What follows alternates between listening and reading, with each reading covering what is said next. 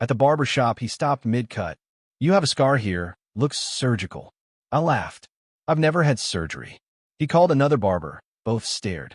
"This is recent. Maybe 6 months old." I went for an MRI. The doctor came back shaking. "Who did this to you?" "Call the police now." I asked why. His answer froze my blood. "My name is Colton Ray. I'm 48. I live in Asheville, North Carolina. I used to work black ops for the Navy, but now I run private security risk assessments for government contractors." Boring, right? Until this morning, it was. It all started when I went to get a quick haircut. My wife, Tara, had been nagging me all week. Said I looked like a grizzly bear, and we had our anniversary dinner at the marketplace. "Try not to look like you just got out of a cave," she joked. So I walked into King's barbershop like I had for the last 10 years. Nothing fancy. 3 chairs, vinyl floors, and the smell of clove aftershave. I sat in King's chair, the owner himself. He's an old Marine like me. "No nonsense. You want the usual, Colt?" "Yeah. Clean it up. Anniversary tonight." He got to work. Clippers buzzing around my ears. Then he stopped. Went real quiet. I heard him mutter, "What the hell?" He leaned closer, touched the back of my head, and parted my hair. "Colt, do you know you got a scar here? Surgical. Real clean. Straight line, maybe 3 inches." I frowned. "No, I don't." He waved his buddy over. "Diego. Used to be a paramedic. Tell me I'm crazy." King said. Diego took one look, and his eyes widened. "That's a craniotomy scar. Someone opened your damn skull, man." I laughed, because the alternative was terrifying. I think I'd remember brain surgery. Diego shook his head. "Not if you're drugged." I didn't finish the cut. I paid and left. My hands were shaking as I got into my Ford F-150. I called Tara. "Hey, babe, can you check something for me when I get home?" "Sure, what's wrong?" "Just meet me in the bathroom in 15. I barely remember driving. My heart was pounding so loud it drowned out the road. At home, I sat on the toilet while Tara parted my hair under the bathroom lights. She went pale. "Colton, oh my God. This is recent. Someone did brain surgery on you." And that's when I started to remember. Not the surgery, but what I'd forgotten. A missing week. I always chalked it up to being sick, a bad flu, or migraine fog. But now, I remembered flashes. A white room. Waking up dizzy. A nurse who never looked me in the eye. A man in a suit speaking with a heavy accent. And screaming. We went straight to Mission Hospital. The ER doc took one look at the scar and ordered an MRI. I signed forms. I barely remember doing it. Tara squeezed my hand the whole time. The neurologist, Dr. Hina Patel, came back into the room with a look I'll never forget. "Mr. Ray," she said, "I don't know how to say this, but someone performed a surgical procedure on your brain very recently, and not through legal means." "What kind of procedure?" She pulled up the scans. "They accessed your hippocampus and left temporal lobe, regions linked to long-term memory and cognitive control. But here's the disturbing part. There are trace markers that indicate some kind of implantation. It looks like a device was inserted and later removed." Tara covered her mouth. I stared at the screen like it might blink and go away. "You need to call the police," Dr. Patel said. "This isn't just illegal. This is criminal assault. Possibly bioterrorism." I called in a favor. A buddy of mine, FBI Special Agent Craig Ellison, met us in a side conference room 90 minutes later. He looked at the scan and turned to me slowly. "Colt, this is the kind of tech DARPA buries. This is next level. You didn't just get hacked. Someone extracted something from you." Tara's voice shook. "Like what?" "My memories," I said. "Classified ops. Targets. Protocols. Tactical intel." Ellison leaned in. "You need to start from the top. Who have you spoken to in the last year who would have access to tech like this?" I thought back. 8 months ago, I was offered a contract gig. A lab in Raleigh. Private research company. Said they were working on AI-enhanced memory retention. Wanted me to test their security protocols. I said no. Company name? Neurocentrics Labs. Ellison's face tightened. "That's a front." 3 days later, Tara got a call for a follow-up mammogram. Nothing unusual. Just routine. Or so we thought. Except the scan? It showed she'd been tampered with. A microimplant near her occipital ridge. Same as mine. We were being tracked. Manipulated. And someone had gotten sloppy enough for us to find out. Then came the message. Encrypted. Untraceable. You have 72 hours to return to Neurocentrics. Or Tara dies. This time we'll go deeper. Twist ahead. Like what's happening. Hit that like and subscribe button to follow this insane journey. And tell me, have you ever blacked out and felt something was off afterward? Drop it in the comments. I didn't run. I prepared. I went dark. No phone. No bank use. No digital trail. I called in favors. People I hadn't spoken to since Fallujah. Operatives. Ghosts. And I built a war room. My garage turned into a surveillance nest. We scanned Neurocentrics from every angle. Every entry. Every exit. We pulled satellite footage. Traffic logs. Dumpster hauls. Guess what we found? Brain disposal log showing organic bio-waste. Cranial. Brain a private charter arriving from Prague the week of my blackout brain, and the name Dr. Dusan Kohler. A banned neurosurgeon wanted by Interpol for illegal brain mapping. He was in Asheville. I had 72 hours to figure out how to stop him, or Tara would be next. I didn't sleep that night. I couldn't. My wife had a microchip in her head, and I had no idea if it was tracking her, recording her, or worse, primed to kill her. I sat in the garage-turned-command center, lit only by 3 LED desk lamps and glowing screens. Maps of Asheville. Satellite images of Neurocentrics. Equipment manifests. Every minute counted. My old contact, Nolan Edge McTeer, XEIA Tech Operations, patched in around 2 a.m. Colt, you're not going to like this. Just say it. There's no digital record of Neurocentrics ever receiving an FDA research license. The whole lab is a shell. Fake. Even the staff names are fake. But one pops up overseas, Dusan Kohler. You were right. Check national. Banned from medical practice in 2016. Guess where he resurfaced? Don't say it. Atlanta. 6 months ago. Under a new name, Dr. Felix Carr. That name hit me like a bullet. Felix Carr was the neurologist who cleared me after that missing week. I thought it was just a routine follow-up. I even had the damn paperwork. I pulled it from my files. There it was. Felix Carr, MD, neurological clearance, Mission Hospital. I scanned the document. The signature wasn't real. Edge confirmed it. Stolen from a dead doctor in Indiana. I'd walked right into the second phase of their operation, and it was signed off by a ghost. I went back to the hospital and asked for security footage from the day of my checkup 6 months ago. It took some sweet talking and one forged badge. Guess what we found? I wasn't alone in the room with Dr. Carr. Another man entered. Tall, silver hair, black gloves, Eastern European build. He said nothing the entire time, just stood behind me while Carr examined me. Edge ran facial recognition. Match confirmed. Dusan Kohler, the real one. So how the hell did he get into a U.S. hospital undetected? How did he perform neurosurgery on me? And dozens of others, without anyone noticing? Edge dug deeper. We found 5 more patients. All veterans. All reported short-term memory issues. All saw Carr. 2 were dead. 1 was institutionalized. The other 2 had moved out of the country abruptly. This wasn't medical experimentation. This was a harvest. Tara was quiet for days after her scan. I could tell she was scared. I tried to stay strong, but something was off. She started getting texts at odd hours. I'd glance over, and she'd tilt the screen. I didn't say anything until one night I saw her delete a message before reading it. You hiding something from me? She jumped. No, it's nothing. Ta-da. She looked away. They said they could fix this if I cooperated. What do you mean they? She burst into tears.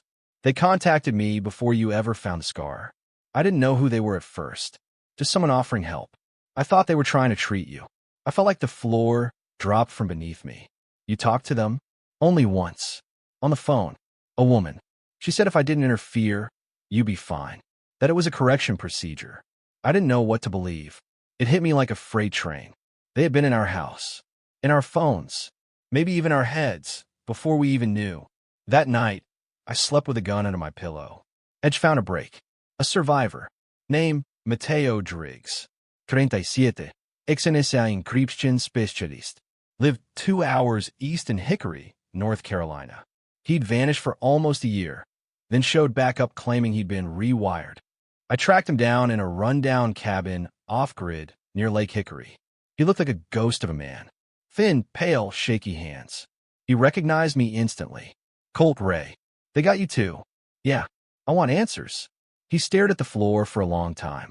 They don't just take your memories. They replace them. You ever think something happened in your past and then realize it didn't? That's them. My stomach turned. What do they want? Access. You. Me. We're carriers. Living vaults. Our brain waves match a neural fingerprint used to bypass security systems. DARPA built it, but it was shelved. Kohler stole the prototype. They're trying to unlock systems. Mateo nodded. You ever heard of Project August? You were part of it. So was I. That name unlocked a door in my head I didn't know was there. A mission I thought was routine. Back in 2011, it wasn't. They were hunting for a person with a rare brain pattern signature that matched a next-gen AI system developed to predict terror attacks before they happen. I was that match. They didn't want to kill me. They wanted to complete the upload. That's what Mateo said. He showed me something. Behind his left ear was a second scar, fresh. They came back. 2 weeks ago. They reimplanted you? He nodded. I can hear them sometimes. In my sleep. That night, he was killed. I got a call from Edge at 4:17 a.m. Colt. Driggs is dead. His cabin was torched. Shot twice in the head. Arson squad found residue from military-grade thermite. They were wiping the board clean, one by one. But I wasn't done playing. I dug through Tara's phone while she showered. There it was. A number labeled C. No messages, just timestamps. The most recent call? 14 minutes before Mateo died. I confronted her. She cried. Swore she didn't know. Said it was a friend from her nursing program. So I traced the number. Registered under a fake name. Location, Charlotte. Voice print matched a known alias used by Neurocentric's field operatives. Tara hadn't betrayed me. She'd been used. Through hypnosis. Suggestion. Trigger phrases. They weren't just harvesting my brain. They were programming her. I received another encrypted message. You have 24 hours. Come to the coordinates. Alone, if you want to save her from activation. Attached was a video. Tara, unconscious, being wheeled into an operating room. The same room I remembered from the flashes. Same voice. This time we go deeper. The coordinates they sent led to a remote area 40 miles southwest of Asheville, deep into the Pisgah National Forest. No marked roads. No signals. Just old gravel paths and dense trees. I didn't go alone. Edge had a recon drone over the site 30 minutes after I got the message. What we found chilled me. From above, it looked like a hunting lodge. But Heat's signatures told the truth. An underground facility. Multi-level. Dozens of people. And at least one surgical bay. Edge pinged me again. Colt, I ran facial scans on 2 guards outside. Ex-military. Private contractors. BlackRock Solutions. You're walking into a kill box. I know. I called in 2 more favors. Elias Tovey, demolitions expert. Keisha Brandt, cyber warfare specialist. Both owed me. Both knew the stakes. We had 12 hours before Tara's procedure. In the final prep stages, I made one more mistake. I looked through my classified logs. Mission files from the last 15 years. One was marked deleted. I had Edge reconstructed. It was a mission in Kosovo, 2012.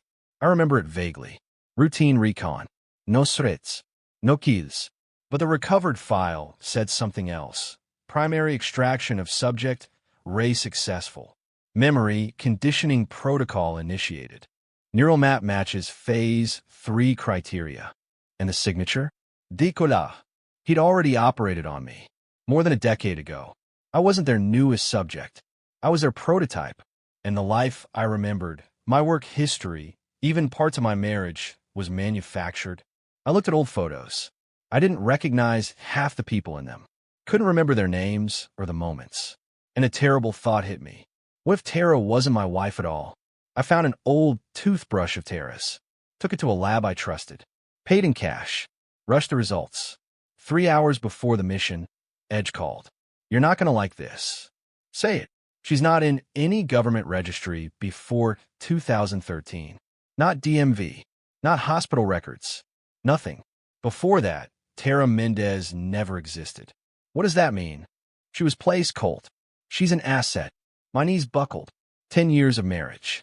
10 years of laughter, vacations, fights, holidays. All planted. She'd been part of the operation from the beginning. The affection was real. The life was real. But she wasn't. And, maybe the worst part, I still wanted to save her. Midnight. We were in position. Edge jammed all radio and cellular signals in a 5-mile radius. Keisha looped all camera feeds on a 3-minute delay. Elias set thermite charges at the north exit.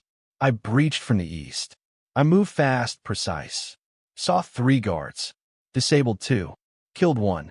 Made my way down a freight elevator to sub-level 2. Surgical bay was lit. I saw her. Tada. Eyes closed. Strapped down. For an arm. Above her, Dr. Dusan Kohler. Wearing surgical scrubs. Calm.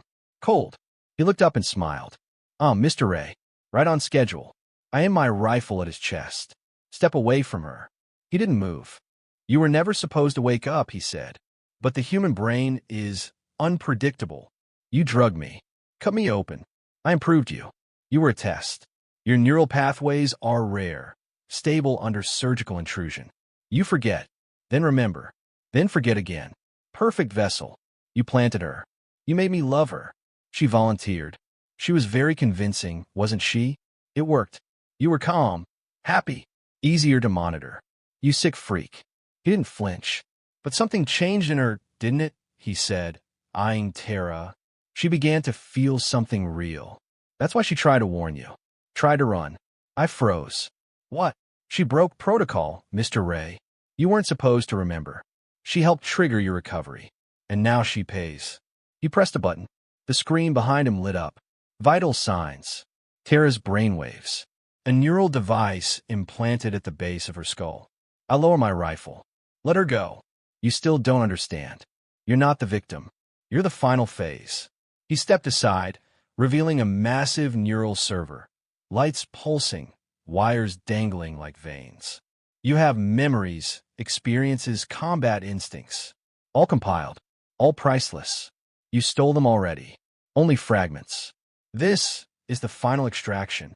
We upload you, overwrite your mind, and sell the personality construct to our buyers. And then what? Then we erase you. And her. Tada stirid. Colton! I pulled the pin from smoke grenade and tossed it across the room. As the smoke exploded, I fired twice. One into the server, the second into the panel controlling the table restraints. Tada jolted awake. I grabbed her hand. We're leaving. Kohler shouted. Reached for a scalpel. I didn't hesitate. I shot him. Once in the leg. Then in the arm. He screamed, collapsing. You won't make it out, he yelled. We already have, I said. Elias blew the north wall. Fire alarms blared. Edge reconnected us to GPS extraction was ready. As we carried Tara out, she looked up at me. I didn't know I'd fall for you, she whispered. But I did. Every day was real. Even if I wasn't. I don't care, I said. Because in that moment, I didn't. We barely made it out. Edge met us half a mile down the ridge where we'd parked an old trail jeep. Tara was weak, dehydrated, disoriented, but conscious.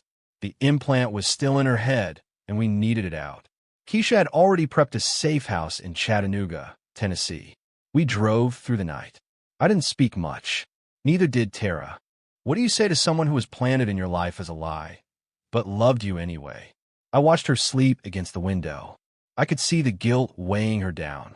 Edge kept glancing at me in the rear view. You still trust her? I didn't answer, because trust wasn't the issue anymore. Control was.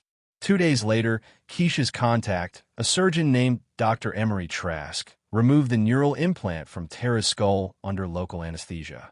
It was small, smaller than a penny, but pulsing faintly with energy. Emery held it up under a magnifier. This isn't just a tracker, he said. This is a listener.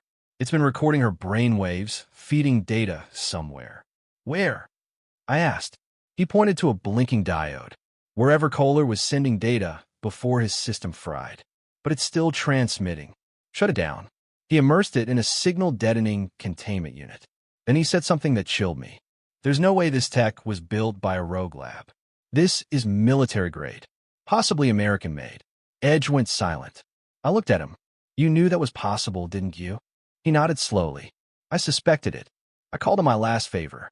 A man named Malcolm Frey. He was deep inside DARPA when I was still active. He knew every black budget project that ever got greenlit, and every one that disappeared quietly when someone died. I told him about the implants, about Kohler, about Project August. He didn't flinch. It was never shut down, Malcolm said over a burner line. August was rebranded. It's now called Sentient Bridge, and it's run out of a facility in Quantico. Kohler was their external partner. We got caught experimenting overseas. They cut ties. He went rogue. Why me? Because you're the original. Edge tracked the relay signal from Tara's implant. It wasn't going to Russia, or China, or anywhere overseas. It was pinging a server farm in Reston, Virginia, just outside D.C. The building? Owned by Sphinx Corporation, a defense contractor with long ties to DARPA. Guess who sat on their board? Brigadier General Nolan Pike. My old handler. The man who debriefed me after every Black Ops mission for 6 years. The man I trusted. Edge showed me a classified memo pulled from a compromised email server. Topic: Sentient Bridge, primary asset deterioration notes. Ray beginning to show memory variants. Initiate phase-out protocol. Authorize subject termination if unrecoverable. Signed, N. Pike. I confronted Tara that night. She was on the porch, watching the sunset, still groggy from the procedure. How long have you known? I asked. She looked away. From the beginning. They told me you were dangerous. That if you remembered the truth, the things inside your mind could destabilize national security. My job was to keep you calm, anchored. But you knew. She nodded, tears filling her eyes. But I didn't know what they did to you until it was too late. And by then, I wasn't pretending anymore. I believed her, and that scared me more than anything. I was done playing defense. We built a plan to strike Sphinx Corporation directly. Not with guns, with exposure. Edge hacked into their server farm using backdoor credentials stolen from a former employee's email cache. We downloaded everything. Ballot box with check, full funding breakdown of Sentient Bridge, ballot box with check list of 63 experimental subjects across 7 years, ballot box with check, 8 confirmed deaths, ballot box with check, 4 political figures under active surveillance via implants. Keisha built a data dump to go live across 27 outlets if anything happened to us. We needed one last piece, General Pike himself. We lured him. An encrypted message sent through his personal channel. You failed to erase me. I want to meet. Just us. I have a list. You know what happens if I die? He responded within the hour. We met in a parking garage in Alexandria, Virginia. Just like the old days. Pike looked older. Still mean. You don't understand what you're doing, Colton. Explain it to me. You think we can win the next war by dropping bombs? No. It's intelligence. Minds. Ideas. Memory itself. The battlefield is the brain. You used me. I built you. We gave you purpose. You stole my life. You gave me a fake wife. She volunteered. She was a soldier too. And you were a project, not a person. I raised a device Edge had modified. Pressed a button. You're live. He froze. This entire conversation's been streaming for 6 minutes. To every contact I had in national security, counterintel, and black budget oversight. His eyes went dead. You'll go to prison for this. I don't care. You think you've won, but there are more projects. You're just one piece of machine that's already running. I knocked him out cold. General Nolan Pike was arrested within 48 hours. The evidence we leaked, emails, surveillance footage, medical documents, blew the lid off Sentient Bridge and Sphinx Corporation. Congress launched an emergency, closed-door investigation. DARPA denied involvement. Contractors scattered like roaches in sunlight. But they couldn't deny the names. 63 subjects. 23 with confirmed implants. 8 dead. Dozens more missing. I testified before a federal committee in a dark suit I hadn't worn since retirement. Tara sat behind me. Hands folded. Face pale. I told them everything. Names. Locations. Missions. The experimental surgeries. The mind theft. The lies. It was all on the record. That night, back at the safe house, Tara asked to speak alone. I need to show you something, she said quietly. She handed me a flash drive. Before I was activated, they gave me this. They said if I failed to control you, I had one last option. I plugged it into the laptop. A neural override sequence. Meant for me. Audio triggers. Flash pulses. Words designed to shut my brain down. She was supposed to erase me. But I never used it, she said, eyes wet. Because I stopped being your handler the day you told me you remembered our first date and smiled like it meant something. Did it? Yes. More than you'll ever know. 3 weeks later, I receive an anonymous tip. An off-grid cabin in the Blue Ridge Mountains. Coordinates. A message. One more facility. The backups. Go alone. I almost ignored it, but something told me not to. I geared up and drove out before sunrise. No combs. No surveillance. Just me, a pistol, and a storm in my chest. The cabin was empty, except for a single chair. On it, a laptop and a headset. The screen lit up. Hello, Colton. It was Kohler, or what was left of him. A recorded message, likely before his death. This final file contains your full implant map. Everything we took, everything we altered, and the instructions to reverse it for a price. My finger hovered over the delete key, but I didn't press it. Instead, I opened the file and learned the truth. There was no Project August. There was no special neural signature. I wasn't unique. I was a beta test. The real program had already launched, with multiple assets placed in global military intelligence positions. I was just the decoy, a noisy story, a distraction in case things went sideways. They used me to draw heat away from the real targets. And the woman they placed in my life? Tada! She was their insurance policy. But here's the final twist. She wasn't the only one placed. I had a son. I hadn't seen him in 7 years. My ex had moved away. We kept in touch, barely. I always thought the distance was my fault. But now, I found records. Custody arrangements filed under Sphinx Corporation. Adjustments in our living arrangements tied to neural observation periods. My entire family life engineered. They let me love him, then took him, because emotional connection creates neural anchors. And neural anchors make data more stable. They didn't just want my knowledge.